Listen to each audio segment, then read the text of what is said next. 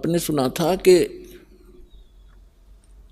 जैसे कर का जहर का रंग होरी हो, कहो कौन तिस खावे राम रंग होरी हो। अब जैसे जरा सा भी कोई पाप आप करोगे, आपको ऐसा लगेगा जैसे ये विष का कण है। जब आपको ये पता है कि ये वस्तु जो पदार्थ यहाँ पर गिरा है ये विष है, और उसका एक कण भी पड़ा हो, और विष के अवगुण से आप परिचित हैं, उसकी हानि से परिचित हैं, उसका एक कण किरका कहीं गिरा हो, क्या आप उठाकर जीभ का लगाओगे?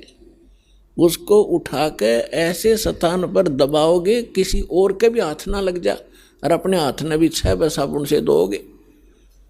तब आपको जब ये ज्ञान होगा कि आप जो क्रियाएं कर रहे हो, एक परमात्मा की भक्ति ना करके 2 नंबर के काम करते हो, मांस खाते हो, शराब पीते हो, हुक्का पीते हो, या और कोई दुराचार करते हो, आपको वो विष का कण दिखाई देगा। और जो व्यक्ति बुद्धिमान होता है, जैसे बालक तो गलती करते हैं, वो विष भी खा जाते हैं, मर जाते हैं, खाएंगे तो मरेंगे भी।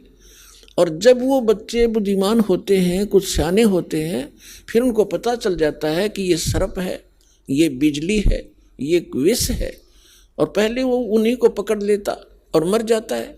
जब वो समझदार होता है तो स्वयं भी दूर भागता है और अन्य को भी सतर्क करता है कि बिजली का तार गिरा है, इसे दूर हो जाओ।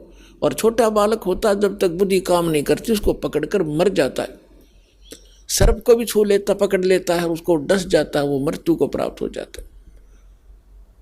और जब वो बच्चा बड़ा हो जाता है, उनके अवगुणों से परिचित हो जाता है, उसकी बुद्धि काम करने लग जाती है, तो फिर वो स्वयं भी बचता है, अन्य को भी सतर्क कर देता है।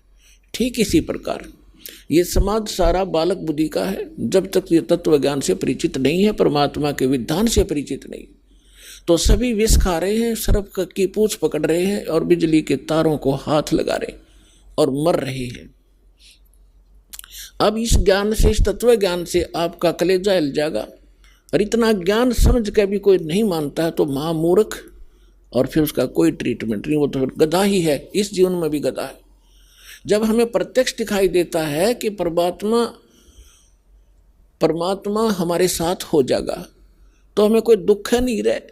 राजा भी भगवान की खोज में फिरता है, कोई संतों से मिलता है, कोई जंतर मंत्र कराता है। राजा से बड़े तो आप नहीं हो सकती प्रजा, ना सुखी हो सकती जैसा तुम मानते हो। राजा भी अपनी आपत्ति में परमात्मा की आड़ लेता है, और आपको सीधा ही भगवान मिल रहा, तो फिर आपका कौन सी कमी आवेगी, ये विचार करने की बात है। पहले तो दास आपको परमात्मा के विधान और इस ज्ञान से इतना परिपूर्ण कर देगा कि आपके हृदय में ये पक्की बात समा जाएगी कि कबीर इज गॉड, और ये रियलिटी है, वास्तविकता भी है।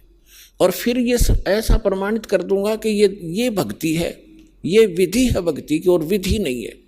आप बुद्धिमान हो, हमारे पास सदग्रंथ हैं, प्रमाण हैं, जिन महापुरुषों ने ये मंत्र जाप किया उनका उद्धार हुआ, वो मोक्ष हुआ, हम भी मानते हैं ये मुक्ति प्राप्त हुई इनकी।